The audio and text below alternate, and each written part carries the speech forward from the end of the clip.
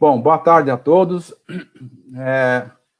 Vamos começar aqui nossa apresentação sobre esse tema Covid-19 e aqui pelo Sindiprestem. Eu, antes de começar a falar aqui, eu vou me apresentar. Meu nome é Eduardo Pastor, eu sou advogado e eu assessoro o Sindiprestem com assessoria jurídica externa e já há algum tempo, e nós resolvemos aqui no sindicato falar sobre esse tema com todos vocês. Está nos acompanhando também aqui a diretora executiva do Sindiprestem, a doutora Joelma Dantas, e está lá conosco também, nos acompanhando a nossa equipe do Sindiprestem. Essa é uma iniciativa do sindicato por entender que esse tema aqui é de suma importância para todos nós. E escolhemos a questão da Covid, sob o ponto de vista da doença ocupacional, e discutir a Covid sob o ponto de vista da doença ocupacional, porque realmente é um tema que está preocupando a todos, não só o sindicato, mas com certeza, daqui por diante, nós vamos ter cada vez mais que nos preocuparmos com essa questão da Covid. E o tema escolhido, então, como dito aqui já, é Covid-19, doença ocupacional. A primeira indagação que a primeira observação, na verdade, que nós fazemos, e aqui indo já para o nosso slide, aliás, o material aqui apresentado vai ser disponibilizado para todos vocês.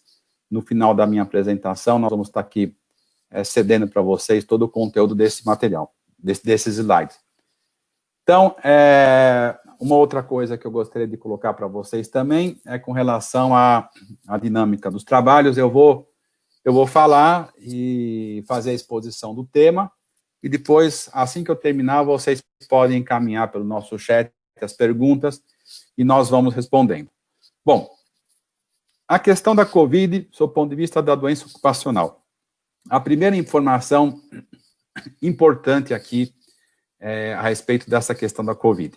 É uma decisão recente do Supremo Tribunal Federal, que foi em 29 de abril de 2020, que suspendeu o STF, em 29 de abril de 2020, o que ele fez? Ele suspendeu a eficácia do artigo 29 da MP 927.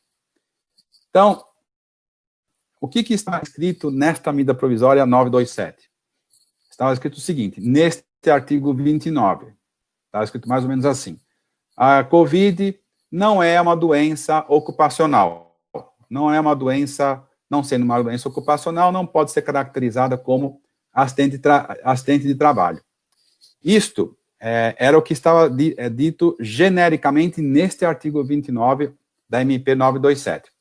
E estava escrito também o seguinte, olha, não é, a regra geral é o quê? Não, ela não pode ser considerada doença ocupacional, portanto, acidente de trabalho, a não ser que esteja estabelecido o nexo de causalidade, ou seja, a não ser que o trabalhador demonstre, através do nexo causal, que é isso? É a relação entre a Covid e a Covid sendo adquirida no trabalho, por conta do exercício do trabalho. Então, o que o Supremo Tribunal fez?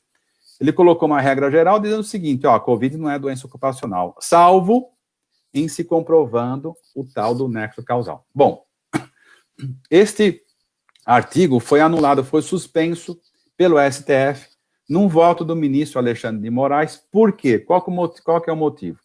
Como o artigo 29, ele deixava de uma maneira genérica a presunção de que a Covid não seria uma doença ocupacional, consequentemente doença do trabalho, o que o Alexandre de Moraes, o ministro, argumentou? Olha, você não pode ter uma presunção absoluta que a Covid não é uma doença ocupacional, porque e aqueles trabalhadores, aqueles profissionais, médicos, enfermeiros, aqueles que recolhem lixo hospitalares, e esse povo que trabalha diretamente no ambiente onde estão expostos à Covid. Neste caso, você presume, se por acaso eles vierem adquirir a Covid, você presume, sim, que é uma doença ocupacional, que seria uma doença do trabalho. Então, por conta deste argumento do Alexandre de Moraes, o que o Supremo Tribunal, através do seu pleno, fez? O pleno é o julgamento, é a decisão de todos os ministros juntos, os 11 ministros.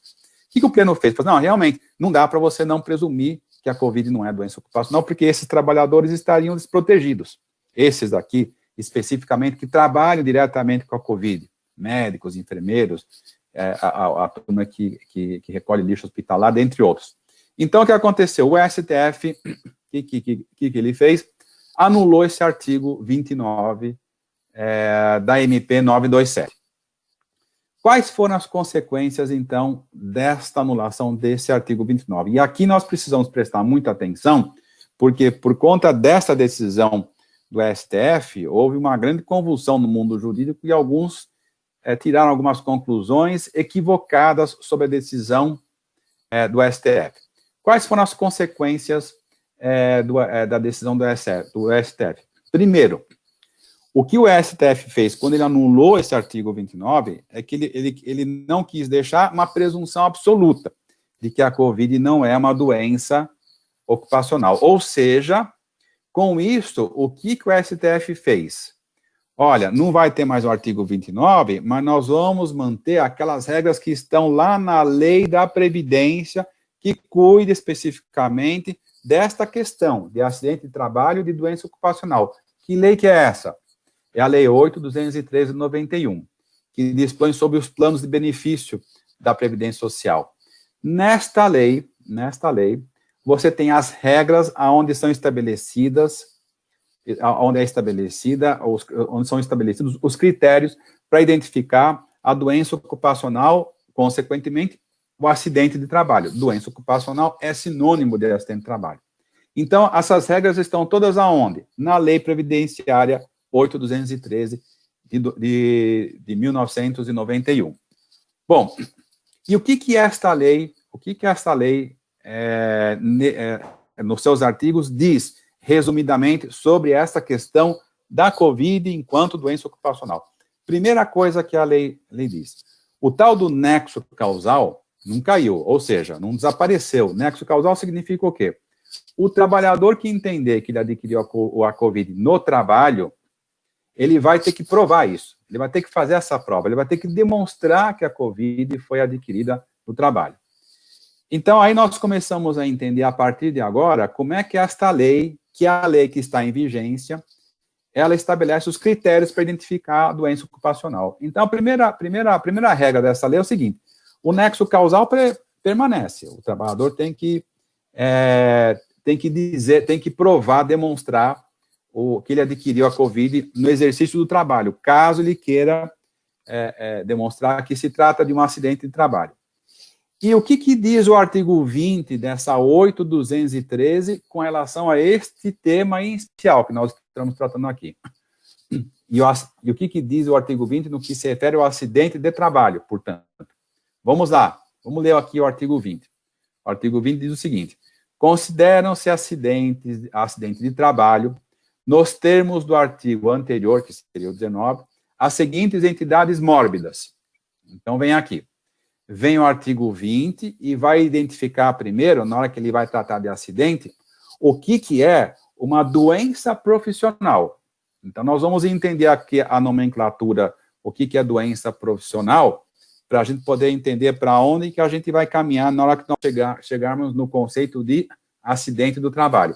O que diz lá no artigo 20, inciso 1º, da 8.213? Diz o seguinte, doença profissional, assim entendida, estou lendo aqui o artigo, a produzida ou desencadeada pelo exercício do trabalho peculiar a determinada atividade e constante da respectiva relação elaborada pelo Ministério do Trabalho e da Previdência Social. Então, olhem só, primeira informação importante aqui.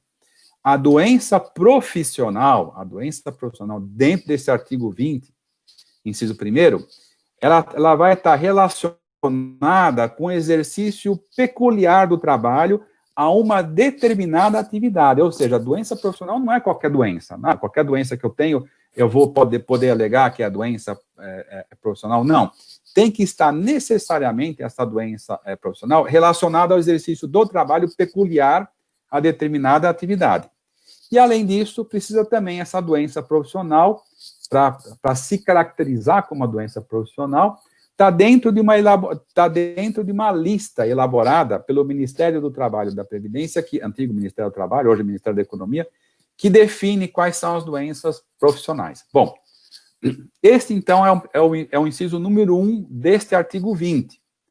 Notem que nós estamos aqui caminhando para o raciocínio para poder entender o que é acidente de trabalho e como é que a Covid se encaixa no acidente de trabalho. Aí, o que diz o inciso 2º do artigo 20 da Lei 8.213, que vai tratar da doença do acidente de trabalho? Diz o seguinte: doença do trabalho, então, veja, não é mais doença profissional, ou seja, relacionada a uma profissão. O inciso 2 diz: doença do trabalho, assim entendida, adquirida e desencadeada em função de condições especiais em que o trabalho é realizado e com ele se relacione diretamente, constante da relação mencionada no inciso 1.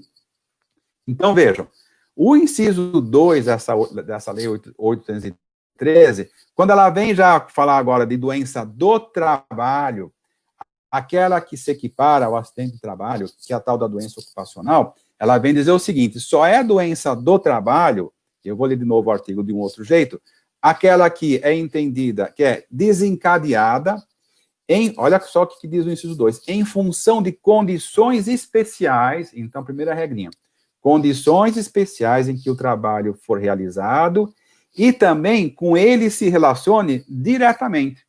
Então, veja, doença do trabalho também, e para ser caracterizada como acidente de trabalho, deve estar relacionada com condições especiais com que o trabalho é executado e que essa doença se relacione diretamente com o tipo de trabalho que é feito. Então, veja que nós começamos a entender aqui a lógica dessa Lei 8.213, mostrando que se o trabalhador quiser comprovar que ele adquiriu a Covid, e isso é uma doença do trabalho, e acidente de trabalho, por exemplo, vai ter que relacionar a Covid com essa função especial que o trabalho é realizada, se relacionando diretamente a Covid com o trabalho realizado, e tem que ser desencadeado exatamente por esse motivo. Eu tenho uma condição muito especial, um trabalho muito peculiar, está relacionado à minha atividade laborativa com a Covid que eu adquiri lá na frente. Então, aí eu posso alegar que é a doença do trabalho. Então, veja que o inciso 2 dessa Lei 8.213, ela vai detalhando, vai afunilando e chega nesse contexto de doença do trabalho.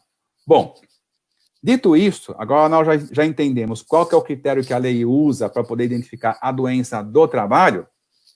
Vem o parágrafo 1º, neste artigo 20 dessa mesma lei, dizer o seguinte: olha a excludente. Não são consideradas como doença do trabalho, então vem aqui, olha, não são consideradas como doença do trabalho, o parágrafo primeiro vem dizer o seguinte: olha, eu vou dizer agora o que não é doença do trabalho. Aí vem aqui a letrinha D desse parágrafo primeiro. Eu vou ler para vocês.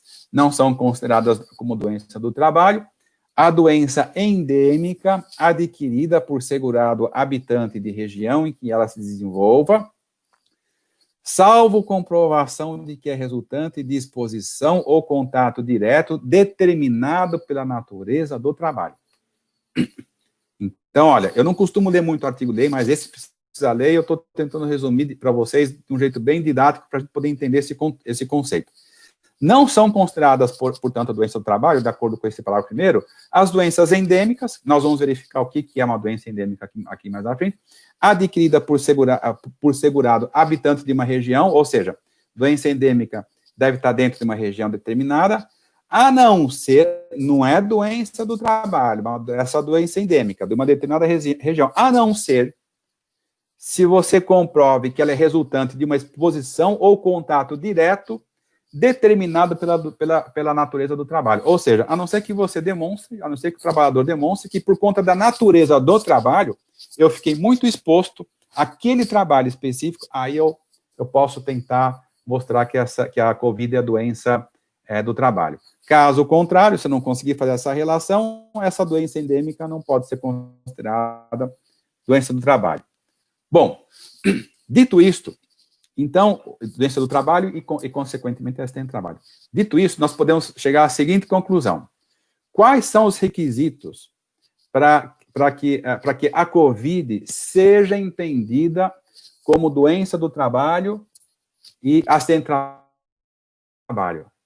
Ela é solta, assim, no mundo jurídico? Não. Os requisitos são esses que estão aqui na lei. Primeiro, deve-se comprovar, o trabalhador, o empregado tem que demonstrar o nexo causal, ou seja, provar que a COVID, que ele adquiriu, ele está com a COVID, foi exatamente por conta da natureza do trabalho específico a determinadas atividades. Significa o quê? Significa que são quaisquer atividades? Não. Por exemplo, então, de acordo com o que está na lei aqui, a gente poderia concluir assim, então quer dizer que eu trabalho numa loja de roupa, adquiri COVID, e eu vou dizer que é doença ocupacional, que é a doença do trabalho, que é acidente de trabalho. Posso fazer isso?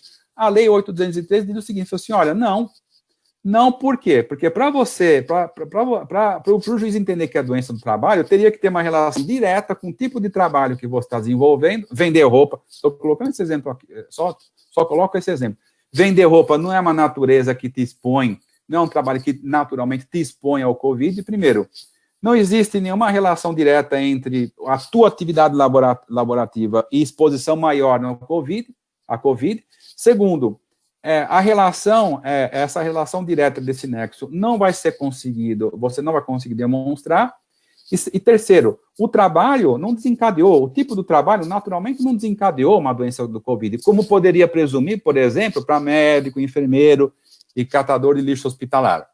Aí sim você poderia presumir uma doença ocupacional. Fora esses casos, o que a lei previdenciária diz é isso, que você tem que provar esse nexo causal, mas só para determinados tipos de atividades laborativas. Então, quais são os requisitos, de acordo com o inciso 2º lá do artigo 20, necessários para um trabalhador que está com o COVID conseguir, na frente do juiz, conseguir alegar a comprovação de que a COVID é a doença do trabalho, acidente de trabalho. Primeiro, ele precisa demonstrar que o trabalho dele tem relação direta com uma potencial exposição à COVID, ou seja, só naqueles casos que o sujeito estaria dentro do hospital, como enfermeiro, médico.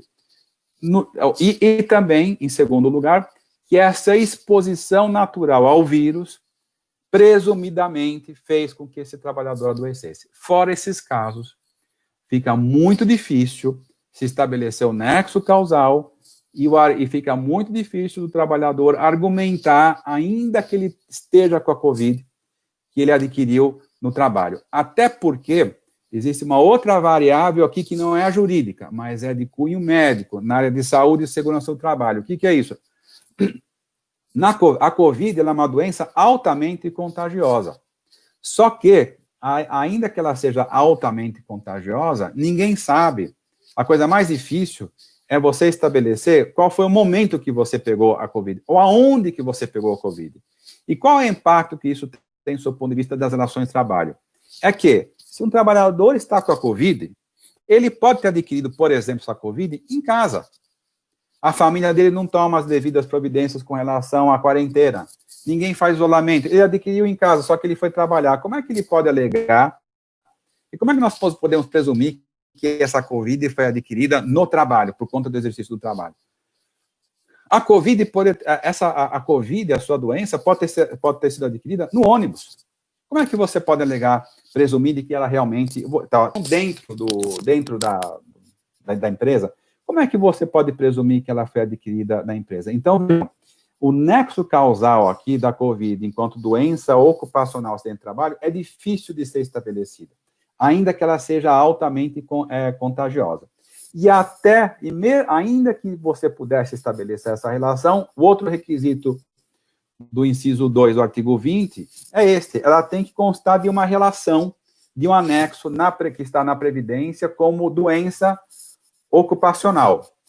E esse anexo, essas doenças, esse elenco de doenças que são presumidamente entendidas como doença ocupacional, elas estão dentro de um decreto, que é o decreto 3.048 de 99, onde estabelece uma lista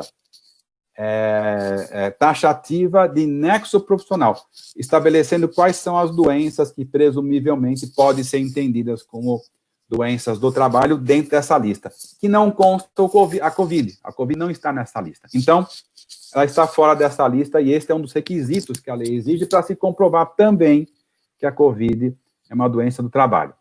Bom, dito isto, nós já entendemos bem qual que é a dificuldade de se provar nexo causal, nós já entendemos bem o que é a COVID, o que é a doença ocupacional, como é que se caracteriza a doença ocupacional e o acidente de trabalho. A gente está vendo que não é muito fácil o trabalhador fazer essa prova.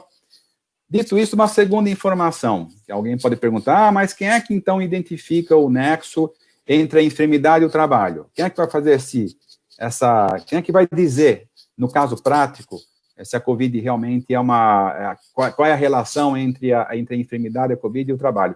Somente o perito da Previdência Social, mediante a identificação do nexo entre o trabalho e o gravame, o trabalho e a gravidade da doença. Quem vai fazer isso?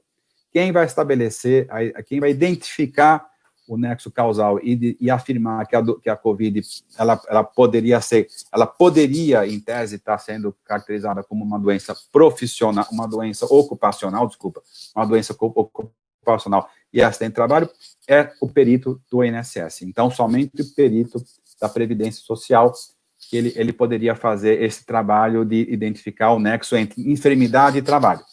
Está dentro também daquele mesmo decreto, 3.048, de 99. Bom, dito, eu tentei aqui resumir muito rapidamente a questão toda, as questões jurídicas, olhando um pouco para a lei previdenciária, trabalhista, e agora nós vamos começar a sair um pouquinho da questão jurídica, que vocês viram que ela é bem complexa e bem delicada, do ponto de vista previdenciário, para entender algumas outras variáveis dessa doença. O que é por que eu estou colocando esse ponto aqui? Porque lá na lei previdenciária, ela fala de endemias, né? Então, nós precisamos entender o que é uma endemia para poder entender, inclusive, a questão do acidente de trabalho. Antes disso, é preciso entender o que é uma epidemia.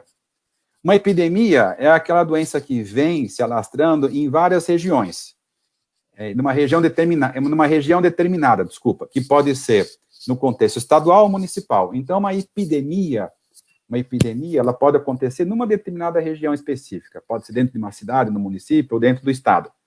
A pandemia, ela já ocorre numa região grande, pode se considerar no planeta todo.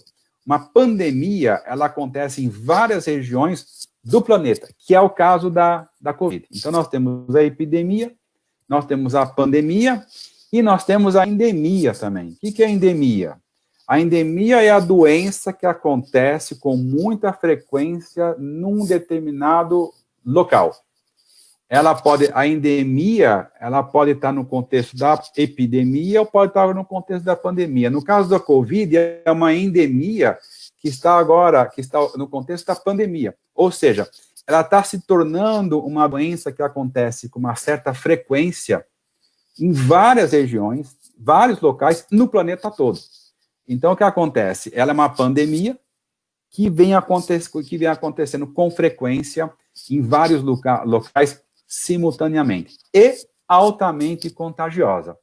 É por conta deste contexto da pandemia, da endemia e do tipo de doença que a COVID e em especial, voltada a essa questão do contágio, é por conta deste cenário que ela tem um grande impacto sobre as relações de trabalho.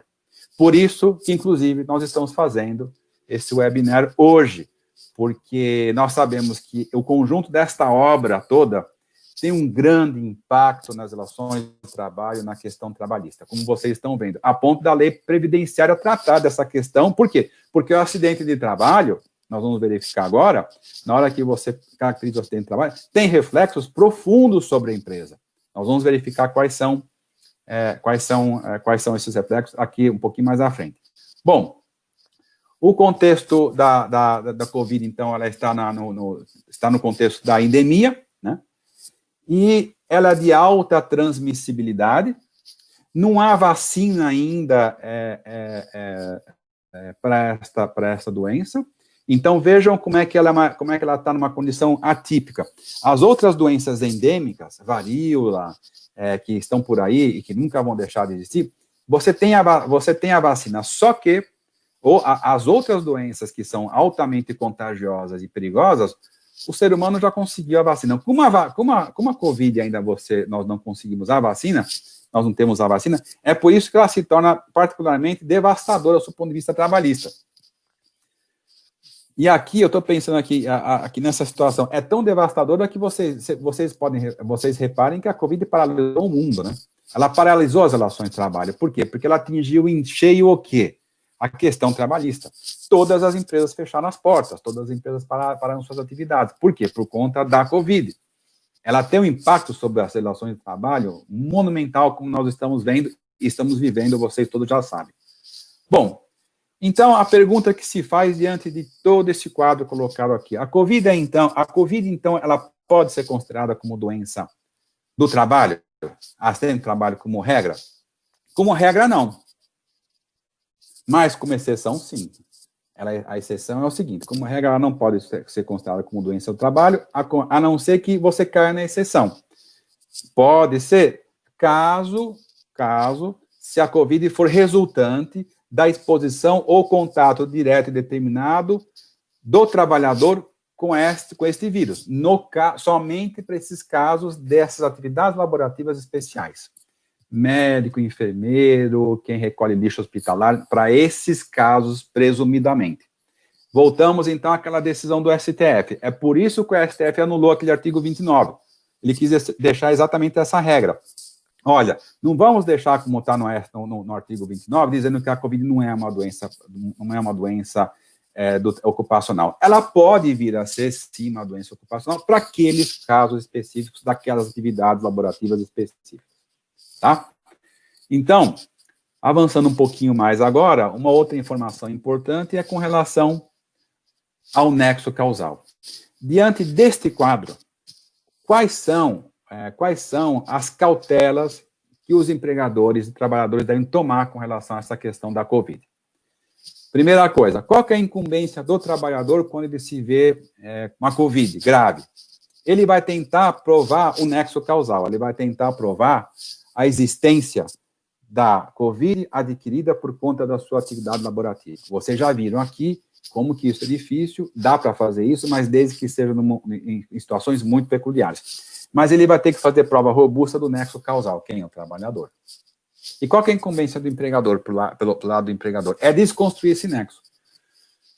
E aí, desconstruir o nexo causal em que sentido? É deixar claro de que ele, empregador, tomou todas as providências para que a Covid não fosse disseminada na sua empresa. Ou pelo menos, que ele tomou todas as providências para evitar que a Covid fosse disseminada na empresa. Então, atenção e muito cuidado, e vamos agora para algumas situações muito específicas das empresas. Os empregadores precisam tomar muito cuidado na prevenção. Prevenção é a palavra, prevenção.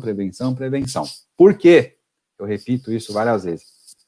Porque é a prevenção da Covid que vai fazer com que o empregador consiga, na medida do possível, fazer a sua prova para demonstrar lá na frente do juiz que ele, empregador, tomou todas as medidas possíveis e imagináveis para poder evitar a Covid. Se o empregador, a empresa, não fizer isso e for negligente e for omisso com relação às prevenções todas, tomem cuidado, porque aquilo que não é doença ocupacional pode vir a ser. É esse que é o perigo. E nós vamos dizer como é que isso se transforma numa coisa ruim lá na frente, aqui na frente. Eu vou repetir, se os empregadores e as empresas não começarem a tomar muito cuidado com os protocolos de segurança, com as medidas de prevenção, para evitar a disseminação da Covid, se a empresa for omissa, se a empresa for negligente, o empregador pode sofrer uma ação lá na frente, aonde a Covid, que não era doença ocupacional, pode se transformar numa doença ocupacional. Ah, mas pode acontecer isso? Pode. É por isso que nós estamos insistindo na questão da prevenção. O Sindiprestem tem, nesse aspecto, nós fizemos uma cartilha, depois nós vamos passar aqui o e-mail do nosso jurídico, e a doutora Joelma também vai estar à disposição de todos para poder tirar as dúvidas com relação a essa cartilha também. Nós fizemos já uma cartilha exatamente nesse contexto, na prevenção, e na direção da prevenção, para mostrar que a melhor maneira de se prevenir a Covid é você fornecer os equipamentos e tomar todas as atitudes todas as atitudes imagináveis e possíveis para que a empresa evite realmente que a Covid seja disseminada no seu ambiente. Então, tudo isso nós estamos aqui dizendo, mais uma vez, e vou reforçar a ideia da prevenção. Por que nós estamos dizendo isso? Qual que é o mantra aqui das empresas? E a dica que fica para vocês, empresários e empresas: previnam, previnam, previnam. Protocolo de segurança estadual, municipal, Covas já tem, aqui no nosso caso, aqui na cidade de São Paulo, nós já temos um protocolo de segurança, existem as cartilhas, existem outros protocolos de segurança. Todo mundo tem que tomar muito cuidado com a prevenção, para que não seja estabelecido um nexo causal desfavorável à empresa. Então, a missão das empresas a partir de agora, cada vez mais, é caprichar onde? Na prevenção. Prevenção, prevenção e prevenção. Para ter o quê? Segurança jurídica. Prevenção naquilo que se refere à saúde e segurança do trabalhador significa segurança jurídica no campo trabalhista e previdenciário. Então, esta é a primeira dica que nós fazemos aqui, é que as empresas olhem com muito carinho o seu ponto de vista, seus aspectos de prevenção. E aqui, a Organização Mundial de Saúde já veio com muitas regras. Os protocolos de segurança já vieram com muitas regras. Quais são as medidas? Vocês já sabem.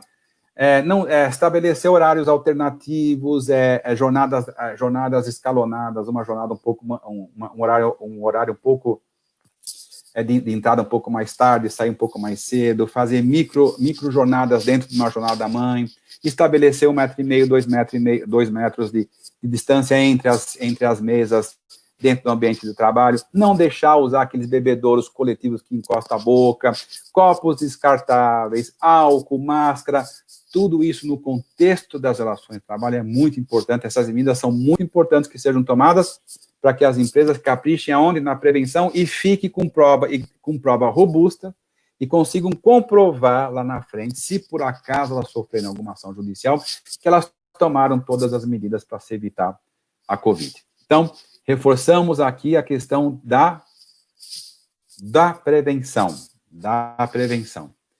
Então, isso daqui é muito importante.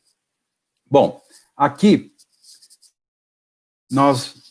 eu já estou indo aqui são agora 14h34, já estou finalizando, e vou só colocar aqui para vocês aquilo que é uma informação para reforçar tudo aquilo que já foi dito com relação à comprovação do nexo causal. Vocês já sabem aqui, então, que com o nexo causal, caso a empresa negligencie, inclusive, caso ela não tome todas as medidas necessárias para você evitar a Covid, pode ser que lá na frente ela sofra algum tipo de ação grave, do ponto de vista previdenciário. Então, nós temos que olhar muito para a questão da comprovação do nexo causal, ficar longe dele por parte dos empregadores. Quando a Covid é caracterizado como acidente de trabalho, o trabalhador passa a ter o auxílio-doença acidentário. O que significa isso? Com o auxílio-doença acidentário, o trabalhador ele vai ter garantia de emprego de 12 meses, ele vai ter o seu afastamento a partir do 15º dia, pago tem estabilidade de 12 meses. Então, isso entra, nós temos Código B91 da Previdência que vem conceder a esse trabalhador o auxílio acidentário, o auxílio-doença acidentário. No caso da não comprovação do nexo causal e o trabalhador não conseguir demonstrar que se trata de doença ocupacional, acidente de trabalho, o trabalhador vai ter uma doença do trabalho comum, então que se trata, não é doença, não é acidente de trabalho, não é doença ocupacional. A doença do trabalho comum está dentro do Código B31 da Previdência Social. Ele recebe, então, nesse caso, o auxílio-doença comum. Então, são aquelas doenças que são adquiridas não pelo exercício do trabalho, doença comum na atividade laborativa, são doenças que decorrem de outros fatores, mas não relacionados diretamente com a sua atividade laborativa. Aí cai num outro código da Previdência, que é o código B31, e esse trabalhador ele pode ser afastado, vai receber auxílio doença comum, mas não tem direito aos 12 meses de estabilidade. Então, essas que são as diferenças básicas entre o acidente de trabalho e o acidente e a doença comum. Bom, para finalizar, eu gostaria aqui de deixar reforçado aqui as nossas últimas considerações com relação às medidas de prevenção. Dentre as medidas de prevenção, uma em particular eu gostaria de deixar aqui para vocês como sugestão. Façam um termo de declaração, onde o trabalhador ele faz de próprio punho, ou então responde um questionário dizendo especificamente assim, olha, as perguntas que o empregador deve fazer nessa autodeclaração são mais ou menos não são exatamente essas, mas eu vou dar alguns exemplos. Você, trabalhador, teve contato com alguém que teve Covid na sua casa? Não, não tive. Você, trabalhador, você está sentindo febre, está com alguma doença, está com algum sintoma da Covid? Não, não estou. Você, trabalhador, está sentindo alguma indisposição nesses últimos tempos? Conhece ou teve contato com alguém, não só fora da sua casa, mas alguém do seu relacionamento que teve Covid? Esse documento, essa autodeclaração é importante porque demonstra que a empresa, primeiro, está preocupada com a saúde do seu trabalhador, que é a mais importante, e segundo, faz prova a favor da empresa, porque ela vai mostrar para o juiz, se por acaso lá na frente tiver uma discussão judicial, de que ela está fazendo a sua lição de casa, está comprovando que está preocupada com a questão da prevenção da Covid com relação ao seu trabalhador. E muito importante aqui, gente, é vocês terem em mente, essa autodeclaração não é só você apresentar para o trabalhador responder uma vez, não. Constantemente é importante vocês darem essa autodeclaração para o trabalhador ir trazendo essas informações para dentro da empresa e a empresa poder fazer um monitoramento da saúde do trabalhador. Esta que é a principal arma, em termos de segurança jurídica, para a empresa se garantir lá na frente e não ter um problema judicial grande, até porque ela vai demonstrar que ela vem, ao longo do tempo, preocupada com a saúde do trabalhador e fazendo prova a favor da empresa e, ao mesmo tempo, tentando identificar previamente se o trabalhador está doente para poder coibir a doença, porque ela não quer que seu trabalhador adoeça logicamente. Então, isso é muito importante, esse documento da autodeclaração, e nós podemos depois, quem quiser aqui, pode até depois entrar em contato com a doutora Joelma, lá no sindicato, nós podemos, eu vou pegar aqui o e-mail dela aqui, vocês podem entrar em contato com ela, porque nós podemos fornecer para vocês, já peguei e-mail aqui, um modelinho de um termo de autodeclaração, onde você tem essas perguntas que o trabalhador pode responder. É um documento muito importante em termos de prevenção e de segurança jurídica no campo do trabalho. Por que eu estou dizendo aqui? Por que eu estou dizendo isso? Porque nós temos um problema de ordem prático aqui. A pergunta que se faz mas a empresa pode pedir o exame prévio de Covid para o seu empregado? O exame mesmo, testar o empregado para poder, previamente, para poder ter uma garantia de que ele não está com a Covid? Ela pode fazer isso? Não. Tem uma portaria, que é a 356, do Ministério da Saúde, que proíbe que as empresas peçam previamente o exame de Covid, ou qualquer outro tipo de exame. Agora, quando que ela pode pedir o exame de Covid? Quando o médico pedir. Quando o médico solicitar para a empresa, olha, peça, porque ele desconfia que o trabalhador tem algum dos sintomas. Aí ela pode pedir. Caso contrário, ela não pode submeter seus empregados previamente a exame de Covid. Ou seja, na prática, pode acontecer o seguinte, eu quero que você faça, empregador, quero que você faça um exame de Covid. Ele pode virar para você e falar assim, o empregado pode falar, não quero fazer. E você pode obrigar o empregado a fazer exame? Não. A portaria 356 impede. Por isso que a gente está sugerindo aqui o termo de autodeclaração. Porque o termo de autodeclaração, ele não é substitui, mas ele é um outro instrumento jurídico, um documento jurídico que ajuda muito as empresas a fazerem esse monitoramento da saúde do trabalhador sem fazer o teste, previamente. A não ser que o médico peça. Aí vocês podem fazer o teste nos seus empregados. Então, nós estamos dando essa dica, essa sugestão para vocês aqui, como um instrumento, o termo de autodeclaração como um instrumento de segurança jurídica para prevenção e monitoramento da Covid dentro das empresas.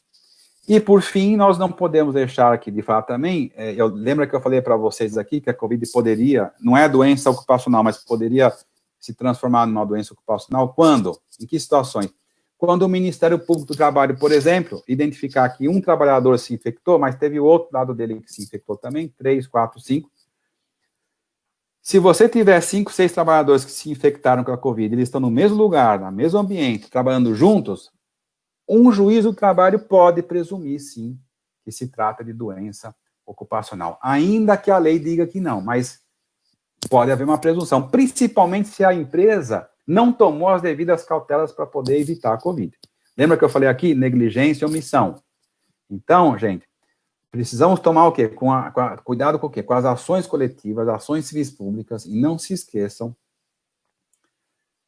que nessas ações coletivas tem o dano moral coletivo. De repente pode vir uma ação civil pública dessa com pedido de 1 milhão de dano moral coletivo, porque determinados trabalhadores foram submetidos à Covid porque uma empresa determinada não tomou todas as medidas, as cautelas necessárias para poder se evitar a Covid.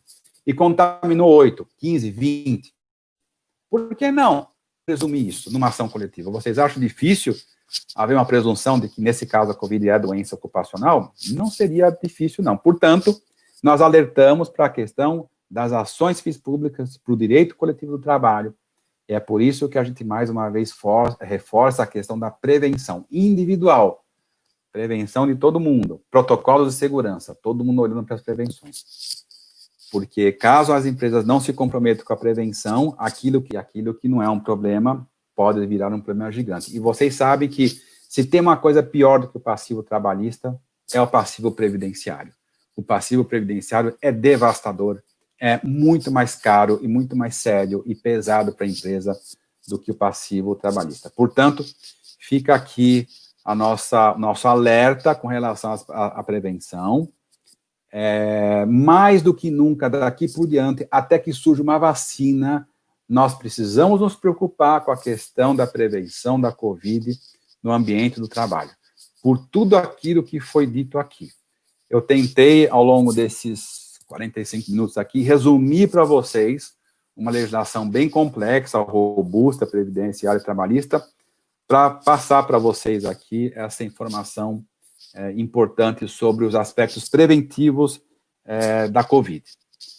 Então, eu vou agora encerrar, porque nós temos ainda uns 15 minutinhos de perguntas, que nós vamos disponibilizar para vocês aqui, esse tempo para vocês fazerem as perguntas, e encerrar aqui, estou lendo a minha colinha,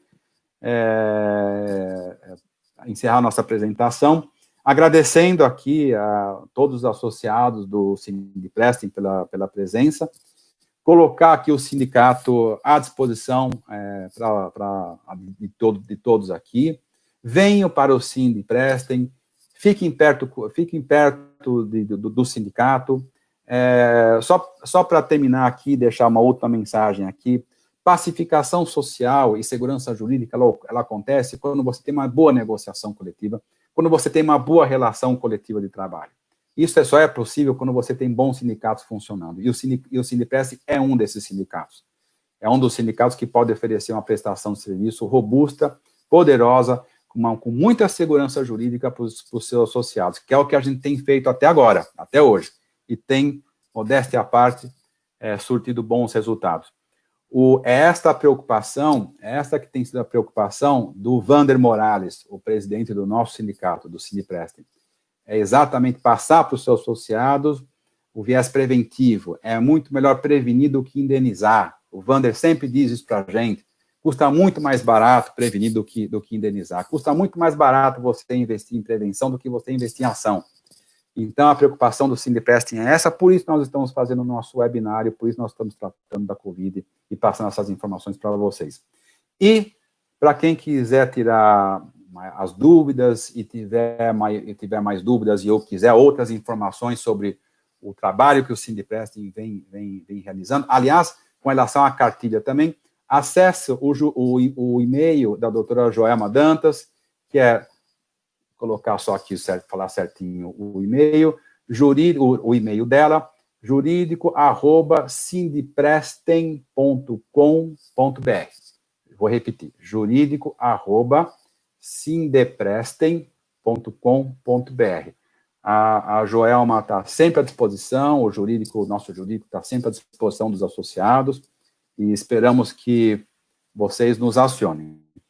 Eu encerro, então, aqui essa exposição, ficando à disposição aqui de todos vocês para perguntas, e agora eu vou voltar aqui a palavra para o Tomás. Eu não sei se você vai querer agora passar para mim aqui, Tomás, pelo chat, as perguntas, se tiver, e eu me coloco nesses 15 minutos, 10 minutos finais aqui, à disposição para respondê-las.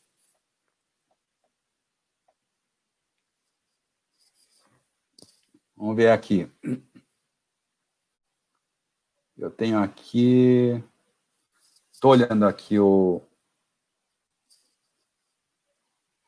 chat. Deixa eu ver aqui se tem alguma pergunta aqui que já posso responder lendo. Você consegue colocar aqui mais alguma pergunta? Tomás, não sei se tem. Tem uma pergunta aqui. Gabriela, Cristina, qual a ação que a empresa precisa ter para aqueles empregados que não obedecem regras quanto ao uso de máscara, uso de álcool em gel, principalmente aqueles que ficam em alojamentos? Olha, Gabriela, eu tenho uma posição aqui muito específica com relação a esse tema aqui. Eu entendo que eu vou dar uma opinião muito particular minha aqui. Apesar tecnicamente não ser considerado assim, eu entendo que o EPI, eu entendo que máscara, álcool gel, devem ser tratados como se fossem EPIs mesmo, ainda que tecnicamente não sejam considerados EPIs, e você tem uma portaria recente do Ministério do Trabalho dizendo que não é EPI. Mas eu entendo que tem que ser considerado como se fosse EPI. E mais do que isso são regras que devem ser obedecidas para garantir a saúde dos trabalhadores. Nós temos a questão do isolamento, nós temos a questão da quarentena. Então, é o seguinte, a norma tem que ser mais ou menos assim. Previamente se estabelece um manual de instrução, onde todo mundo adere, protocolos de segurança, expõe para os trabalhadores toda a preocupação que a Covid traz, isso já é público e notório, e essas regras têm que ser obedecidas pelos seus empregados. Todos os trabalhadores precisam estar submetidos a essas regras. E aqueles que sabem das regras previamente, já sabem como é que tem que funcionar. Isso é norma de ordem pública, saúde e segurança do trabalho. E esses trabalhadores não obedecerem essas regras, eu entendo que, inclusive, eles são passíveis de uma advertência. Por que não? E tem que haver esta ordem aqui, viu, Gabriela? E pode haver esse uso que se chama, eu não gosto de falar esse nome porque ele é feio, o tal do direito potestativo do empregador. O empregador, ele pode dirigir o trabalho do empregado e deve proteger a saúde e segurança individual e coletivamente. Essas regras são pré-estabelecidas. Isso aqui é fato público e notório. Nós estamos debaixo de uma calamidade pública. Como que o trabalhador ele vai se negar a não usar os equipamentos de proteção dele, da saúde individual e coletiva? Então, Gabriela, eu entendo que isso deve ser exigente dos empregados. Mas, veja, duramente não é com abuso. É dentro do contexto da saúde e da proteção dos trabalhadores. Então, Gabriela, regras pré-estabelecidas, todo mundo assina, todo mundo olha. Outra coisa, faz um questionário para saber se entendeu tudo direitinho, quais são as regras. Não entendeu, faz o questionário de novo. O princípio da autonomia da vontade do trabalhador respeitado. Façam as regras direitinho pré-estabelecidas, submetam os trabalhadores e cobrem duramente a obediência dessas regras. Por um motivo muito simples, né, Gabriela? A gente sabe que pode acontecer. Um trabalhador que não obedece às normas de segurança, não usa máscara, e o outro usa. Você desprotege o colega do lado que está olhando para esse sujeito como? Quer dizer que eu uso, ele não. Ele pode ou não. Então, vale para todo mundo. Cobra todo mundo e pode dar advertência, e pode dar punição, pode dar suspensão, caso não obedeçam as regras que são impostas pelo empregador para proteger individualmente e coletivamente a saúde dos trabalhadores. Certo? E como é que, deixa eu ver mais, tem alguma pergunta aqui, Sérgio, como é que fica a situação para a empresa empregado? Sérgio, boa pergunta aqui, que adquire a Covid em home office. Olha, questão do home office é o seguinte, o empregador, alguém pode alegar assim, mas ele está em home office, eu não tenho nada a ver com isso, porque eu não tenho como fazer o controle do home office. Olha, é o seguinte, a lei da reforma trabalhista, ela já dizia o seguinte, lá em 2000, eu já estou em 1900, 2017, novembro de 2017, o que ela dizia, a lei da reforma trabalhista? Ela já previa o home office. E o que ela dizia? Ela dizia o seguinte, que o home office tem que ser obedecido às normas de ergonomia. Então, veja, você tem uma lei em 2017 dizendo que tem que ser obedecido a todas as normas de ergonomia. Por que você não vai entender que também a ergonomia está no contexto também? Não, a ergonomia, logicamente, nós sabemos que é uma situação específica, mas ele está também vinculado ao empregador. Esse empregado está vinculado ao empregador. A lei de 2017 manda o empregador ir lá na casa do empregado para saber se está sendo cumpridas as normas de ergonomia. O empregador não vai ter como controlar o ambiente de trabalho do home office. Só que, aqui eu entendo, Sérgio, que deve haver sim o cuidado, ainda que não seja de responsabilidade do empregador diretamente a questão do ambiente de trabalho lá na casa do empregado, mas a partir do momento que o empregado está trabalhando e vinculado a um determinado empregador, eu acredito que o empregador poderia fazer o seguinte, para controlar esse ambiente de trabalho que está longe da empresa dele. Manda a autodeclaração, pergunta para o trabalhador, inclusive, escuta, tem alguém na sua família que tem Covid, como é que está o seu ambiente na sua casa?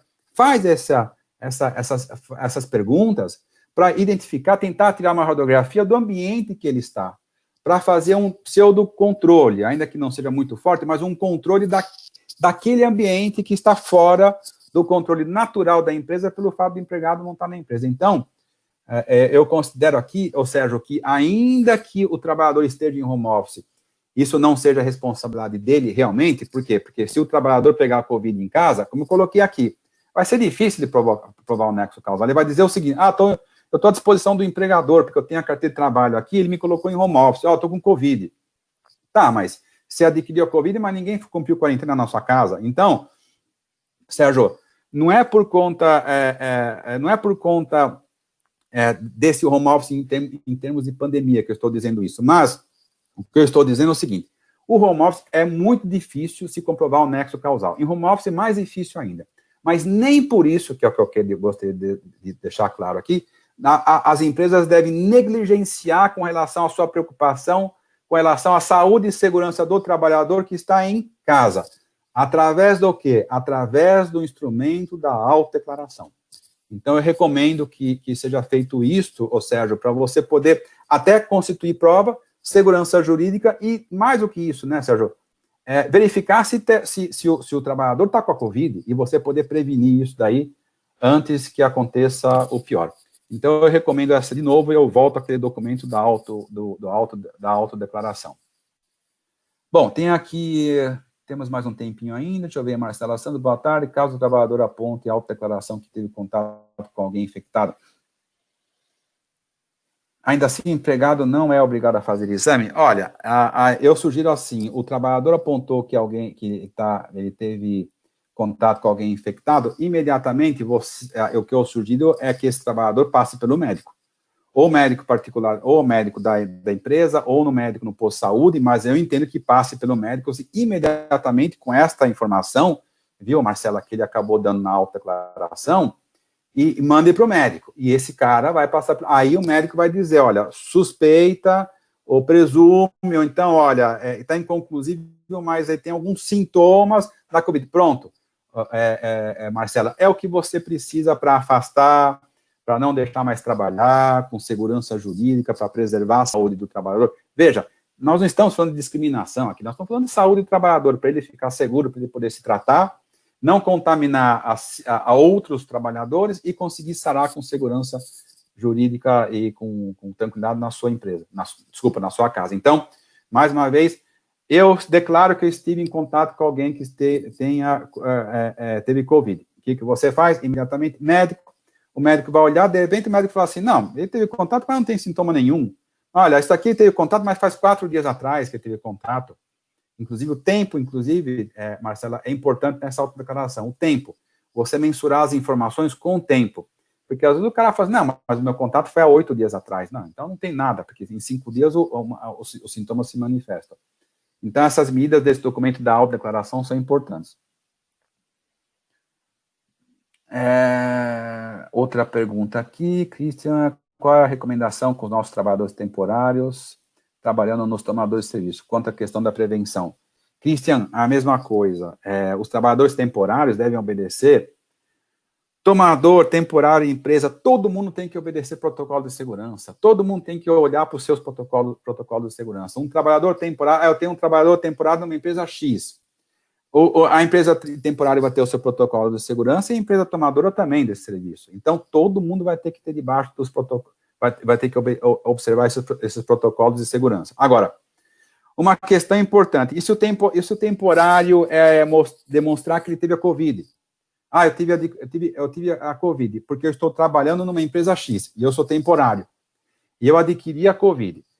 Se não for nesses casos específicos, que o nexo causal vai ser difícil ser comprovado. Não importa que é temporário. O meu temporário está numa empresa X e ele ficou com a Covid. Tá, mas ele vai conseguir provar que ele teve a Covid, ele adquiriu a Covid por conta do trabalho? Lembra que eu coloquei aqui atrás? Do trabalho? Primeiro. Segundo, ele é enfermeiro, ele é médico, ele recolhe lixo hospitalar, ele está exposto por conta da natureza do seu trabalho ao Covid, de uma maneira mais intensa? Não. Então, ainda que seja temporário, ele vai ter dificuldade de provar o nexo causal. Mesmo assim, o que a gente recomenda é que todos sigam protocolo de segurança. A empresa de temporário tem que ter o protocolo dela. Quem contrata o temporário também, o contratante do temporário, também deve ter o protocolo dele. Todo mundo debaixo do protocolo. E outra coisa, o tomador de serviço do temporário deve tomar cuidado também, de preferência, ter a sua autodeclaração, realizar suas medidas preventivas para que proteja a saúde do temporário também. Não é porque é temporário que ele vai ter um tratamento diferenciado. Então, resumindo, todo mundo debaixo do mesmo protocolo de segurança. Certo? E eu vou responder mais essa, aí a gente já encerra. E deixa eu só colocar aqui, quem quiser depois, quem ficou sem as respostas, eu mande para o e-mail da doutora Joelma, eu já deixei aqui o e-mail do nosso jurídico do Sindiprest, nós vamos conseguir responder todas as perguntas e todas as perguntas que ficaram sem resposta aqui. E vocês mandando para o sindicato, com certeza nós vamos responder todas, tá? Estou fazendo esse alerta porque não vai dar para responder para todo mundo aqui. Bom, deixa eu só ver aqui mais uma aqui, curtinha. Deixa eu ver aqui, Ana Cristina, qual é a responsabilidade da empresa nos seus gestores perante o Ministério do Trabalho, nos casos da empresa não ter comprovação, eventualmente, vir a óbito de algum empregado? Olha, Ana Cristina, é uma das situações mais dramáticas essa. Você vem a óbito, o trabalhador vem a óbito, e você tem essa triste situação para gerenciar. De novo, Ana Cristina, ainda que exista o óbito, nós vamos ter que, de novo, mais uma vez, tratar do nexo causal. Uma coisa é você ter uma situação de óbito de um trabalhador específico que, infelizmente, veio a falecer por conta da Covid. Agora, outra coisa é você ter o falecimento desse trabalhador e esse faleceu, mas outros que estavam com ele perto dele ficaram doentes. Então, nesta hora, o Ministério do Trabalho pode vir e falar assim, olha, presume-se que é uma doença ocupacional, sim, porque, olha, aqui tem uma questão coletiva. Não só um faleceu, mas os outros que estavam do lado dele também ficaram doentes. Aí a responsabilidade é objetiva. Pode ser, inclusive, falar aqui de responsabilidade objetiva da empresa dentro da ação civil pública, dentro do direito coletivo do trabalho. Então, precisamos tomar muito cuidado, as empresas que tomem cuidado com as ações, com as questões individuais, porque uma contaminação individual pode se transformar numa contaminação sistêmica. E isso, dentro do direito coletivo do trabalho, explode a empresa, porque aí se torna um problema trabalhista e previdenciário, como foi colocado aqui.